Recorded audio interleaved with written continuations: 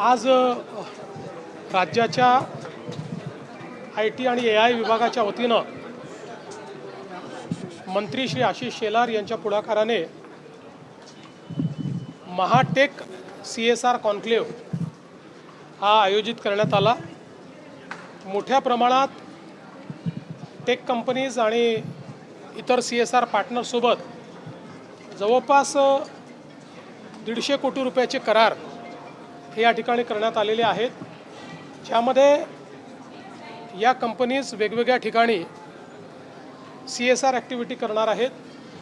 मुळात आपल्याकडे सर्वात जास्त CSR महाराष्ट्रात येतो, पण गेले अनेक वर्ष तो केवळ MMR रिजन आणि PMR रिजन यात जास्तीत जास्त खर्च होतो।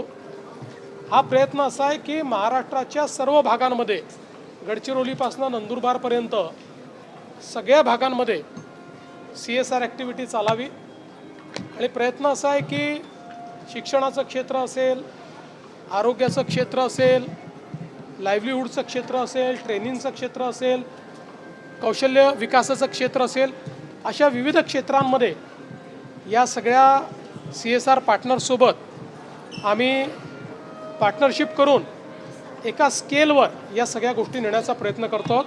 मला असं वाटतं की एक अतिशय नवीन अशा प्रकारची ही सुरुवात IT विभागाने केली आहे आणि दरवर्षी आता हा कॉन्क्लेव्ह अशा प्रकारे होतो। कालच्या एकंदरीत गुंतवणुकी संदर्भात देखील काय सांगाल? नाणारसारख्या बारसू पुन्हा एकदा बारसू या ठिकाणी मोठ्या प्रमाणामध्ये गुंतवणूक आहे, विशेष करून ऊर्जा क्षेत्रामध्ये। आपल्याला कल्पना आहे की आता संपूर्ण जग हे ऊर्जा क्षेत्रामध्ये न्यूक्लिअर एनर्जीकडे जात आहे। याचं कारण आपल्याला जर क्लीन एनर्जी पाहिजे असेल तर जोपर्यंत बेस लोडला न्यूक्लिअर एनर्जी आपण आणत नाही तोपर्यंत कार्बन फ्री अशा प्रकारची एनर्जी आपल्याला मिळू शकत नाही। अमेरिकेसारखा देश आहे ज्यामध्ये जवळपास 49% त्यांची एनर्जी ही न्यूक्लिअर आहे। सगळ्या प्रगत देशांमध्ये न्यूक्लिअर एनर्जीचा मोठ्या प्रमाणात आता उपयोग होतो आहे। भारतासारखा जो प्रगतिशील देश आहे ज्याच्यामध्ये खूप मोठ्या प्रमाणात आता आपली एनर्जीची रिक्वायरमेंट वाढते आहे आणि सोलर, विंड हे जे काही रिन्युएबल्स आहेत याच्यामुळे एनर्जी तर मिळते, पण ती 24/7 मिळत नाही, ती रिलायबल मिळत नाही। त्यामुळे बेस लोड करता भारताला न्यूक्लिअर एनर्जीची आवश्यकता आहे आणि म्हणूनच पहिल्यांदाच भारत सरकारने शांती हा कायदा तयार केला आहे, ज्याच्यामध्ये न्यूक्लिअर सिव्हिलियन यूज आता अलाउ केलेला आहे आणि त्यातनं काल आपण महाराष्ट्रामध्ये 25,000 मेगावॅटचे 4 करार हे न्यूक्लिअर एनर्जीच्या क्षेत्रामध्ये केलेले आहेत। आज मी इथे येण्यापूर्वी अमेरिकेचे कॉन्सुलेटने या ठिकाणी एक डेलिगेशन आणलं होतं, ज्याच्यामध्ये 25 अमेरिकेतल्या जागतिक न्यूक्लिअर पॉवर कंपनीज आहेत, न्यूक्लिअर मॅन्युफॅक्चरिंग कंपनीज आहेत, ज्यांनी या समझोत्यानंतर भारतामध्ये आल्यानंतर दिल्लीनंतर आपला एकमेव कॉन्क्लेव्ह किंवा चर्चासत्र हे महाराष्ट्रात केलं। त्या ठिकाणी आम्ही त्यांच्यासमोर महाराष्ट्राचे प्लॅन्स काय आहेत पुढचे हे प्रेझेंट केलेलं आहे आणि त्यांनीही महाराष्ट्रामध्ये मोठ्या प्रमाणात न्यूक्लिअर ऊर्जेच्या क्षेत्रामध्ये त्या ठिकाणी इन्व्हेस्ट करण्याचा निर्णय केलेला आहे किंवा ते करण्याच्या मानसिकतेत आहेत। त्यामुळे देशामध्ये आता अणुऊर्जेमध्ये सुरुवातही महाराष्ट्रात झाली होती। आपल्याला माहिती आहे भाभा ॲटॉमिक रिसर्च सेंटर जे आहे तारापूर, तिथनं सुरुवात झाली होती आणि आता पुन्हा या संपूर्ण न्यूक्लिअर एनर्जीच्या आंदोलनाला पुढे नेण्याचं काम महाराष्ट्र करतं। शरद पवार यांनी पंतप्रधान नरेंद्र मोदी यांनी जे आवाहन केलं होतं त्याचं आत्ता कौतुक केलंय। मागच्या आठवड्यात जेव्हा आवाहन झालं होतं त्यावेळेस पवार कुठेतरी टीका करताना दिसले होते, मात्र आता ते कौतुक करतायत, घेतलेल्या गोष्टी खूप महत्त्वाच्या आहेत असं ते बोलतायत। मला असं वाटतं की पवार साहेबांनी जे काही सांगितलं ते महत्त्वाचं आहे। ज्यावेळी अनेक लोक माननीय प्रधानमंत्री मोदी परदेशात का गेले आणि मग तिकडे काय होत आहे अशी टीका करत होते. त्यावेळी ज्या प्रकारचे स्ट्रॅटेजिक करार वेगवेगळ्या देशांसोबत आज भारताने या व्हिजिटमध्ये केले आहेत, पुढच्या 10, 15, 20 वर्षाचं आपलं भविष्य आणि भवितव्य हे त्याच्यामुळे सिक्युअर झालेलं आहे. आणि म्हणूनच पवारसाहेबांनी हे सांगितलं की विनाकारण टीका करू नका. प्रधानमंत्री परदेशात जाऊन देशाच्या हिताचं काम करतायत, त्यामुळे त्याच्यावर टीका करणं हे योग्य होणार नाही. सर, राहुल गांधी पवार साहेब मात्र पंतप्रधान नरेंद्र मोदी असेल किंवा अमित शहावरती अपशब्द वापरताना पाहायला मिळते. त्यांनी आज म्हटले की गद्दार आहेत हे दोघे जण असं. मला असं वाटतं, मागच्या वेळेस मी सांगितलं होतं, पवारसाहेबांना फार राग आला. ते म्हणाले की मुख्यमंत्र्यांनी असे शब्द वापरू नये. पण मी पुन्हा सांगतो, हा रिजेक्टेड माल. सर, दुसऱ्या बाजूला राज्य सरकारनं घेतलेल्या निर्णयांपैकी 92% निर्णय हे प्रत्यक्षात अंमलात आलेले आहेत अशी सुद्धा एक आकडेवारी समोर आली आहे. 1.5 वर्षाच्या कारभाराच्या संदर्भात हा सगळा डेटा समोर आला आहे. निश्चितपणे आम्ही आमच्या मंत्रिमंडळापुढे राज्य सरकारने घेतलेल्या निर्णयांची किती अंमलबजावणी झाली या संदर्भात एक प्रेझेंटेशन घेतलं आणि प्रत्येक विभागाने जे काही निर्णय घेतलेले आहेत त्या निर्णयाच्या संदर्भात त्यांनी प्रेझेंटेशन केलं. त्यात 92% निर्णय हे पूर्णपणे कार्यान्वित झाले आहेत. 8% निर्णय असे आहेत की ज्यातले काही निर्णय हे राज्यपालांकडे किंवा राष्ट्रपतींकडे प्रलंबित आहेत, आता ते कायद्याच्या स्वरूपात आहेत. आणि काही निर्णय हे 2, 3, 4 डिपार्टमेंट्स इन्व्हॉल्ड असल्यामुळे त्याचं अजून कार्य चाललेलं आहे. पण एकूण प्रगती जी आहे ती चांगली. स्थानिक स्वराज्य संस्था एक मिनिट नाही स्थानिक स्वराज्य संस्थांच्या निवडणुकांमध्ये भाजपची सगळीकडे ताकद वाढली आहे.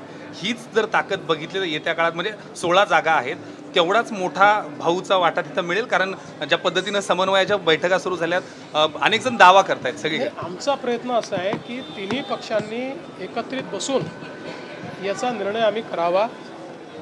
आणि निश्चितपणे मला असं वाटतं की वेगवेगळ्या निकषांवर आम्ही चर्चा करतो आहोत आणि या निवडणुकांमध्ये या सगळ्या जागांवर आम्ही तिघही एकत्रितच गेलो पाहिजे असा आमचा प्रयत्न असतो. आंतरराष्ट्रीय मंचों पर ठिकाणी पेट्रोल डिझेल मिळताना दिसत नाही आहे. अनेक ठिकाणी कमी पेट्रोल डिझेल देत आहेत. याकडे कशा प्रकारे सर, याला लागूनच काही ठिकाणी खतं आणि याचा देखील तुटवडा म्हणजे जाणीवपूर्वक दिसतोय किंवा काही ठिकाणी तुटवडा. मी आपल्याला एक सांगू इच्छितो, वारंवार केंद्र सरकारने सांगितलेलं आहे की पेट्रोल डिझेलचा स्ट्रॅटेजिक साठा आमच्याकडे आहे, त्याचा सप्लाय देखील योग्य प्रमाणात होतो आहे. पण विनाकारण जेव्हा पॅनिक तयार होतो आणि पॅनिक तयार झाल्यानंतर आपलं सप्लाय चेन कशी असते, आपली supply chain he over the years he evolve झालेली सप्लाय चेन असते. त्यामुळे एखाद्या पेट्रोल पंपावर किंवा एखाद्या एरियात एखाद्या तालुक्यात वर्षानुवर्ष महिन्याला किती पेट्रोल लागतं, दिवसाला किती पेट्रोल लागतं, याच्या आधारावर सप्लाय चेन तयार झाली असते. आणि मग अचानक जेव्हा अफवांवर आधारित लोक जास्त पेट्रोल भरणं सुरू करतात त्यावेळी ती सप्लाय चेन डिस्टर्ब होते. याचा अर्थ साठा कमी असं नाही आहे, तर अशा प्रकारच्या पॅनिकने, उदाहरणादाखल आपल्याला माहिती आहे की एखाद्या बँकेमध्ये जर लोकांनी एकाच दिवशी पैसे काढणं सुरू केलं तर ती बँक पैसे देऊ शकत नाही, कारण त्यांचे पैसे डिप्लॉयड असतात. तशीच परिस्थिती आहे. मी लोकांना विनंती करतो, जागतिक परिस्थिती वाईट असतानाही आपण आपली सप्लाय चेन चांगली ठेवलेली आहे. पण आपण जर पॅनिक बाईंग केलं तर ती सप्लाय चेन नीट राहू शकणार नाही, त्या डिस्ट्रप्शन्स येतील. त्यामुळे सगळ्यांनी पेट्रोल ऑप्टिमली वापरावं आणि सप्लाय चेन डिस्टर्ब करू नये, अशा पद्धतीनं अफवांवर विश्वास ठेवू नये, अशा पद्धतीनं माझी विनंती आहे. पेट्रोल डीजल को लेकर मौजूदा स्थिति क्या है राज्य में बताएं, क्योंकि लगातार लोग जो है वो पैनिक हो रहे हैं. म्हणणं आहे की सर, नागपूरमध्ये पोलिसांना डिझेलच नव्हतं म्हणून एका गुन्ह्यामध्ये शोध घेता आला नाहीये आणि ते बोलतात की डबल इंजिन सरकारमधलं तेल संपलंय. असं आहे, कुठेही पोलिसांच्या पेट्रोल डिझेलवर कमतरता नाही. सगळीकडे पेट्रोल डिझेल उपलब्ध आहे. एक घटना जरूर नागपूरमध्ये समोर आली आहे की ज्याच्यामध्ये पेट्रोल डिझेल असताना देखील एका पोलिसांनी अतिशय इररिस्पॉन्सिबल अशा प्रकारचं उत्तर दिलेलं आहे, त्याच्यावर कारवाई केलेली आहे. पेट्रोल डीजल को लेकर सर मौजूदा स्थिति क्या है राज्य में, लोगों के बीच में जो पैनिक क्रिएट हो रहा है उसको लेकर क्या कहेंगे? देखिए, पेट्रोल डीजल की जो आपूर्ति है, जितनी मात्रा में चाहिए उतनी मात्रा में वो आपूर्ति महाराष्ट्र को उपलब्ध हो रही है. केवल अफवाहों के कारण जो पैनिक तैयार होता है उससे सप्लाई चेन डिसरप्ट होती है, क्योंकि वर्षों के अनुभव से सप्लाई चेन तैयार होती है। जो हम लोग स्टोरेजेस तैयार करते हैं वो भी वर्षों के अनुभव से करते हैं। एक तालुके में कितना पेट्रोल लगता है, कितना डीजल लगता है, इसके आधार पर ही वहाँ पर स्टोरेज की व्यवस्था होती है। और अचानक अफवाहों पर विश्वास रख के लोग जब लाइन लगाकर आवश्यकता से ज़्यादा पेट्रोल डीजल भरना चालू करते हैं और पेट्रोल डीजल को अपने आप पर स्टॉक करना चालू करते हैं, ऐसे समय फिर ये सप्लाई चेन डिस्टर्ब होती है और इससे आपूर्ति में कमी तैयार होती है। जैसे अगर एक ही समय किसी बैंक से सारे लोग पैसे निकालने का प्रयास करें तो उस बैंक के पास उतनी लिक्विडिटी हो नहीं सकती, क्योंकि bank liquidity over the years हर महीने में हर दिन में कितनी लगती है उसके आधार पर ही रखती है। इसी प्रकार से मुझे लगता है कि पैनिक करने की आवश्यकता नहीं है। ये ज़रूर है कि हम लोगों को ग्लोबल परिस्थिति को, वैश्विक परिस्थिति को देखकर अपने पेट्रोल डीजल के उपयोग पर कुछ बंधन लाने की आवश्यकता है, उसका ऑप्टिमल इस्तेमाल करने की आवश्यकता है।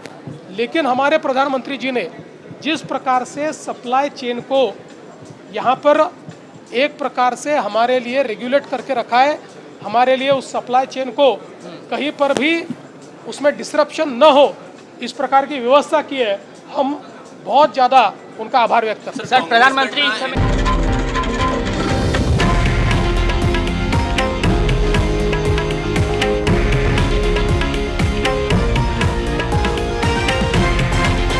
हे आहे देशातील नंबर 1 न्यूज नेटवर्क आणि आपण पाहत आहात TV9 मराठी, एकमेव।